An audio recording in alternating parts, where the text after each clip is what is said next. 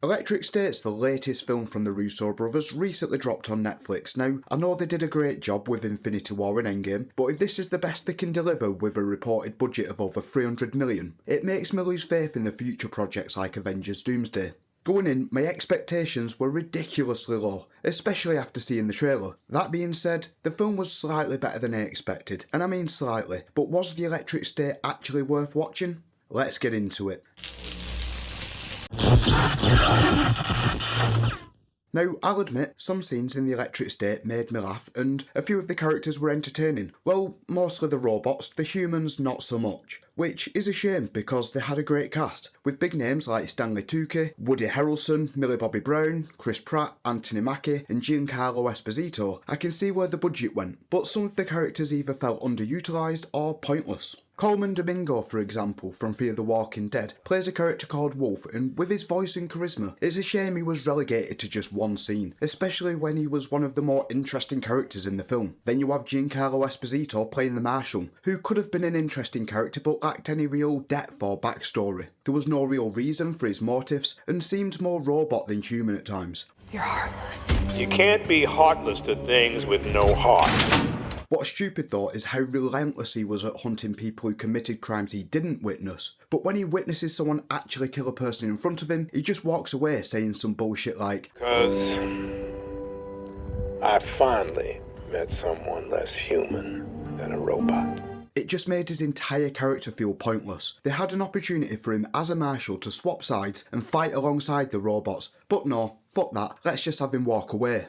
Chris Pratt essentially plays Star-Lord with a bad wig. Now, his story in the film is interesting. A soldier in a war fighting against a robot army who ends up getting injured in combat and saved by an enemy robot, both then having to go on the run, being hunted by both humans and robots for working together. It's just a shame that it's all told to us through exposition because that in itself sounds like a decent film. To be honest, the best character in the film has to be Herman, the robot that saved Chris Pratt during the war. He's got some great dialogue and he's probably one of the only reasons I found the film tolerable.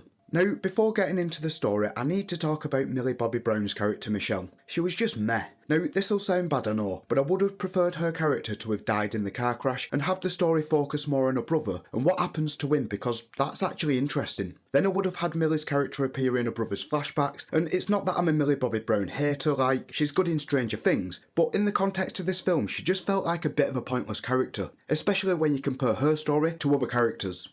Now, I'm not going to break down the entire story in bare detail because honestly, it's not worth talking about that much. The film takes place in an alternate 90s timeline where robots became sentient, fought a war against humans for equality, lost, and then were placed in internment zones. That premise alone sounds like an amazing film, but rather than that being the main story, it's just dumped on us through news footage and exposition. Instead, the story focuses on Michelle and her brother Christopher, played by Woody Norman. Christopher's story is actually pretty decent. He's a genius kid who after a car accident is kidnapped, then is used to power VR systems that allows users to control both a droid to work and relax in a virtual paradise at the same time. Eventually Chris manages to upload his consciousness into a robot to go and get help, and that in itself sounds like an awesome movie, but once again, it's just told to us through exposition. The film mainly focuses on Michelle, a rebellious teenager dealing with cliche issues with a foster parent, before being found by a now robot brother, and for 90% of the movie, her brother can only communicate via pre-recorded messages, basically giving him the Bumblebee treatment. But hey, it worked for Transformers, so why not? Like I said, the story was better than I expected it to be, but it really annoyed me that there were better stories within the film. Stories reduced to shitty exposition dumps instead of being properly shown and explored, or better yet, being the film's main premise. In fact, the only time I actually cared about anyone or anything in the entire movie was when Taco died. He might have only been in like 2 scenes, but there was no need for that. Taco was innocent, goddammit. Overall, the film isn't bad. Don't get me wrong, it's not a great film by any means, and it definitely didn't need a $300 million budget. But if you need to kill a couple of hours or you're looking for something easy to watch, where you can turn your brain off and be mildly entertained, then it's worth watching once. Would I ever rewatch it? Hell no. The Electric State could have been a decent film. It had an interesting world, a strong cast, and a visually unique setting, but instead of developing its better storylines throughout multiple films, it buries them under boring exposition and a forgettable main plot, and with so much wasted potential, it's hard not to walk away disappointed. But what do you think? Have you seen the electric state?